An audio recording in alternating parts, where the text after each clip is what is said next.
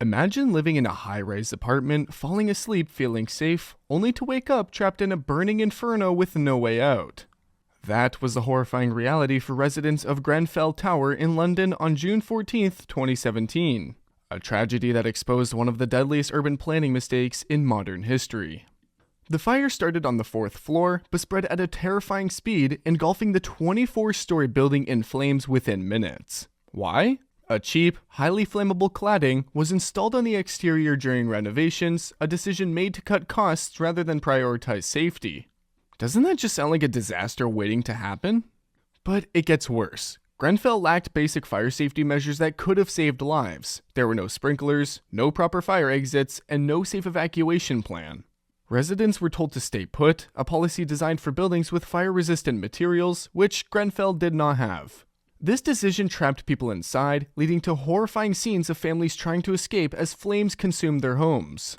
And you know what happened? 72 people lost their lives, and hundreds were left homeless.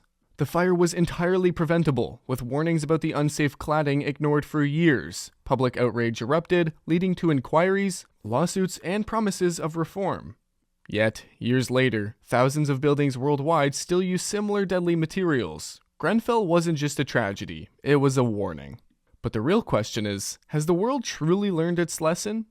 Suppose you're at work, just another regular day, when suddenly, the ground beneath you shakes. The walls crack, and in seconds, everything collapses. That's exactly what happened on April 24, 2013, when the Rana Plaza building in Bangladesh crumbled like a house of cards, killing over 1,100 people in one of the deadliest industrial disasters in history. The warning signs were everywhere. The day before the collapse, workers noticed large cracks in the walls. Some refused to enter the building, but factory managers forced them back in, threatening to withhold their wages. Doesn't that sound terrifying? Why did it happen? Greedy developers illegally added extra floors on top of an already unstable structure, pushing the limits of what the building could handle. Combine that with poor materials, shoddy construction, and the relentless demand for cheap, fast fashion, and you get a ticking time bomb. When the building gave way, thousands of garment workers were trapped under rubble, some surviving for days without being rescued. The tragedy sparked global outrage, forcing major fashion brands to re-examine their supply chains. But even today, unsafe factories still operate, and workers in many parts of the world continue to risk their lives just to earn a paycheck. How do you save a city that's slowly disappearing beneath the waves? That's the terrifying reality facing Venice, Italy, a place so breathtakingly beautiful, yet so dangerously unstable that it's literally sinking. For centuries, Venice has been a city of canals, floating on a network of wooden foundations driven into the soft lagoon floor. But rising sea levels, relentless tourism, and climate change have turned it into a disaster waiting to happen. Doesn't that sound like the setup for a tragic fairy tale? Every year, Venice sinks by a few millimeters. But the real problem is Acqua Alta, the infamous high tides that flood the city's streets, forcing residents to wade through knee-deep water just to buy groceries. Some of the city's most iconic landmarks, like St. Mark's Basilica, are slowly being eaten away by salt water. To fight back, engineers built MOSE, a massive system of underwater flood barriers. However, delays, corruption, and maintenance issues have left its effectiveness in question. Meanwhile, Venice remains under constant threat, with experts warning that without drastic action, parts of the city could be uninhabitable within decades. Will Venice be saved, or are we watching one of the world's greatest cities slip beneath the waves, one flood at a time? How does a routine construction project turn into one of the deadliest engineering disasters in history? That's exactly what happened with Australia's Westgate Bridge, a structure that was supposed to connect Melbourne's expanding suburbs, but instead became a tragic cautionary tale. In 1970, workers were assembling the steel bridge when a small error turned catastrophic. Engineers noticed a slight misalignment in one of the sections and decided to fix it by adding massive counterweights. But instead of correcting the issue, the extra weight caused the bridge to buckle under pressure. Then, on October 15th, without warning, a 2,000-ton section of the bridge collapsed, snapping like a twig and sending workers plunging 50 meters, 164 feet to their deaths. Some were crushed instantly, while others had no chance of survival as steel and concrete rained down. 35 people lost their lives, making it Australia's worst ever industrial accident. The investigation that followed exposed serious flaws, a miss of poor communication, rushed decisions, and a lack of safety protocols. Engineers had been warned, but pressure to meet deadlines led to deadly shortcuts. Today, the rebuilt Westgate Bridge stands tall, but the tragedy remains a haunting reminder of what happens when engineering and safety take a back seat. Could this disaster have been prevented? Absolutely. But by the time the warning signs were noticed, it was already too late.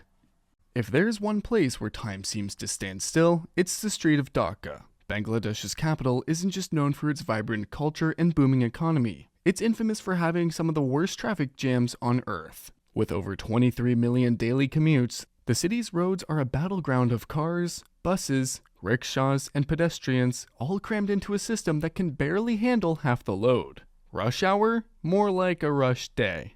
Doesn't that sound like a commuter's nightmare? And you know the problem? Unplanned urban expansion, poor public transport, and sheer overcrowding. Roads are choked with vehicles, and a trip that could take 20 minutes can stretch to over 2 hours. Add in reckless driving, weak law enforcement, and constant road work, and you get a city where moving a few kilometers feels like a victory. The government has attempted solutions: flyovers, metro rail projects, even banning certain vehicles from main roads, but none of that have fully solved the crisis. Experts warn that if Dhaka doesn't fix its infrastructure soon, the city could grind to a permanent standstill. A city that never sleeps, more like a city that never moves. What happens when an entire city is forced to flee in an instant, leaving everything behind? That's exactly what happened during the Fukushima nuclear disaster in 2011, one of the most chilling urban planning failures in modern history. It all started with a massive 9-magnitude earthquake off the coast of Japan, triggering a tsunami that slammed into the Fukushima Daiichi nuclear power plant. A catastrophic meltdown, radiation leaks, and the sudden evacuation of over 150,000 people from their homes. Doesn't that sound like a real-life apocalypse? The worst part is that this disaster wasn't just nature's doing. Experts had warned for years that the plant's seawalls were too low and its backup generators were too vulnerable. When the tsunami hit, those warnings became a reality, and the city paid the price. Entire towns were abandoned overnight. Schools, hospitals, and homes became radioactive ghost towns. Even today, parts of Fukushima remain uninhabitable, a haunting reminder of what happens when safety is overlooked. Could this nightmare have been prevented? Probably. But now, Fukushima stands as a cautionary tale, a place where time stopped, but the consequences will last for generations. Imagine driving home after a long day, stuck in rush hour traffic on a massive bridge, when suddenly, the entire structure beneath you gives way. This happened on August 1st, 2007, when the I-35W Mississippi River Bridge in Minneapolis collapsed, sending cars, trucks, and even a school bus plunging into the water below.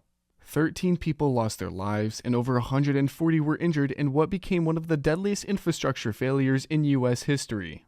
But here's the chilling part. This disaster wasn't some freak accident. Engineers had warned about structural weaknesses for years, calling the bridge's design fracture critical, meaning if one key piece failed, the whole thing would go down. Sounds like a ticking time bomb, right? And yet, instead of immediate repairs, officials took a wait-to-see approach, adding more weight to the aging structure through resurfacing projects. On that fateful day, steel plates holding the bridge together finally buckled under the stress. And in just seconds, the entire 1,900-foot span crumbled into the river.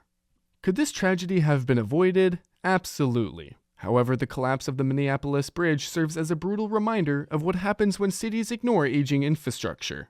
How many other bridges, highways, and tunnels are just one crack away from catastrophe? Suppose your entire city turned into a raging river overnight, swallowing streets, homes, and everything in its path. That's exactly what happened in Mumbai on July 26, 2005, when record-breaking rainfall, 37 inches in just 24 hours, brought India's financial capital to a standstill.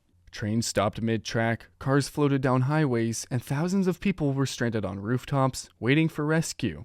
Hospitals lost power, businesses shut down, and entire neighborhoods were submerged. The floodwaters weren't just knee-deep. In some areas, they surged up to 15 feet high. But here's the real disaster. This wasn't just nature's fury. Mumbai's outdated drainage system, unchecked urbanization, and reckless land development made the city a perfect trap for catastrophe. For decades, Mumbai's wetlands and mangroves acted as natural sponges, absorbing excess rainwater. But rapid urban expansion paved over these crucial flood buffers in favor of high rises and commercial hubs. Meanwhile, the city's stormwater drainage system, built over a century ago during British rule, was never upgraded to accommodate Mumbai's booming population. Illegal construction and clogged waterways made matters worse, leaving the floodwaters nowhere to go. By the time the waters receded, over 1,000 people had lost their lives, and economic damages exceeded $2 billion. Roads crumbled, businesses suffered irreversible losses, and countless families were left homeless. Yet, despite this catastrophe, Mumbai continues to flood almost every monsoon season. So the real question is, how long before history repeats itself, only worse? Which urban planning mistake shocked you the most? Share your thoughts in the comments below, and let us know how we can work together to ensure safer cities for future generations.